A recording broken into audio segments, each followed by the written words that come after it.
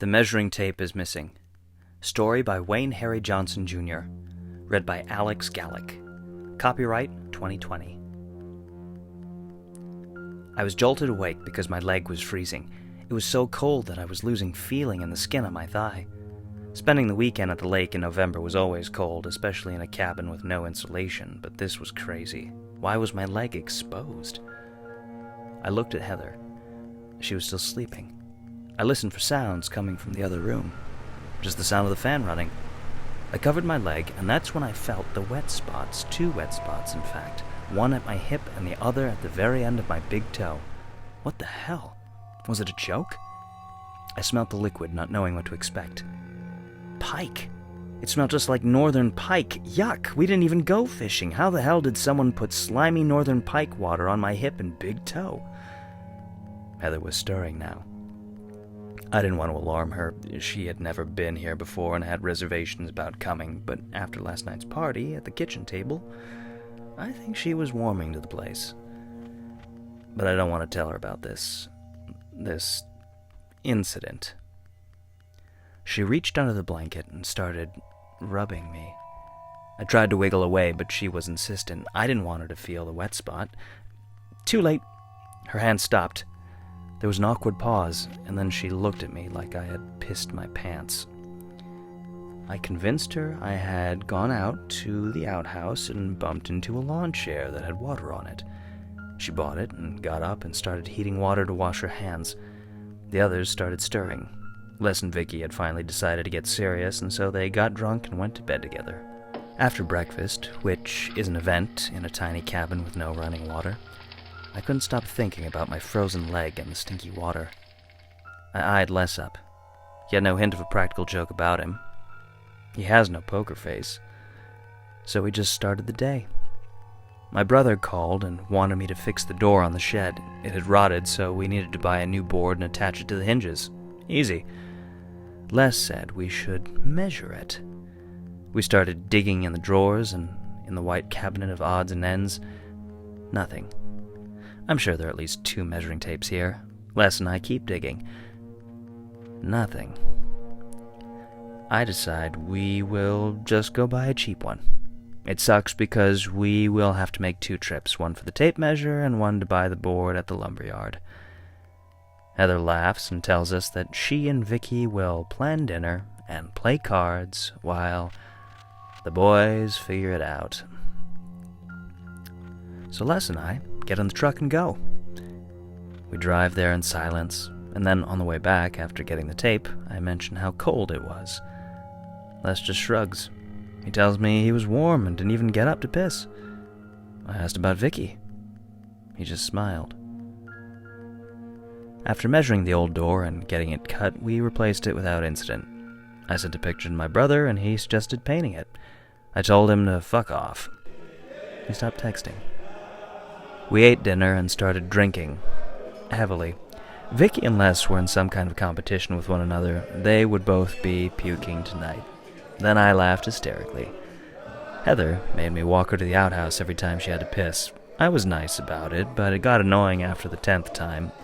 Also, sex in an outhouse was not on my bucket list, but I guess I can cross it off. I was jolted awake. I thought I heard the door slam. Then I noticed my arm was freezing. I freaked. I was totally motionless, my heart beating so fast I couldn't hear anything but that. Finally, after what seemed like an hour, I managed to reach over and feel my shoulder. It was wet. And so was my middle finger, the longest finger on my hand. What the fuck? I got out of bed slowly. I looked through the door to my room. I saw and heard nothing. The droning of a fan in Les's room running was all. Walking to the door, I checked the deadbolt. It was unlocked. I locked it. Then I looked into the other room.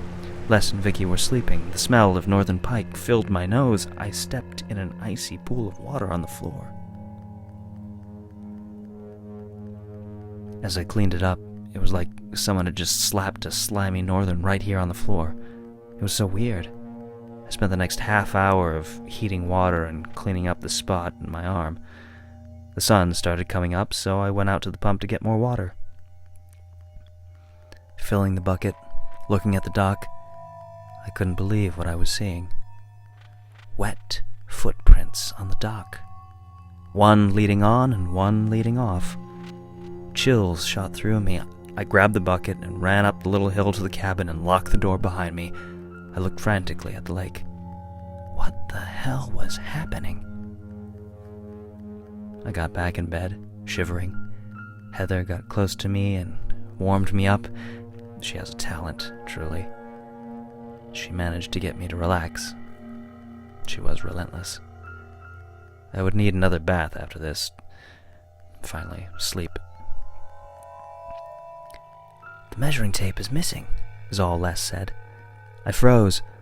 All day I had managed to shake off that feeling, mainly because of Heather's expertise, but the hangover and beers all morning helped too. Les and Vicky left to the store for some last-minute supplies. We all had decided to call in sick and stay another night. I tried to say no, but Heather convinced me with one of her talents, promising a lot more. I drank beer and I just texted my boss. In between crazy drunken sex with Heather and soaking my liver in beer, I was about to forget the whole thing until I walked out to the outhouse, alone. Les and Vicky had been in their room with the radio blasting Black Sabbath. Heather had to be sore, but she said she wasn't. Shitting in the outhouse and scared as a little kid, I took off running to the cabin and locked the door. I wash up and make sure all the windows are locked. Then, like a dumbass, I take a shot of Jack Daniels.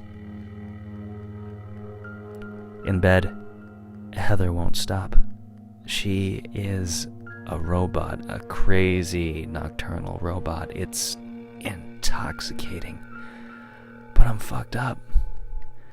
Finally, she stops and sleep takes me. Heather wakes me up with that trick of hers, and then, completely dehydrated, I get up and get some water and Advil.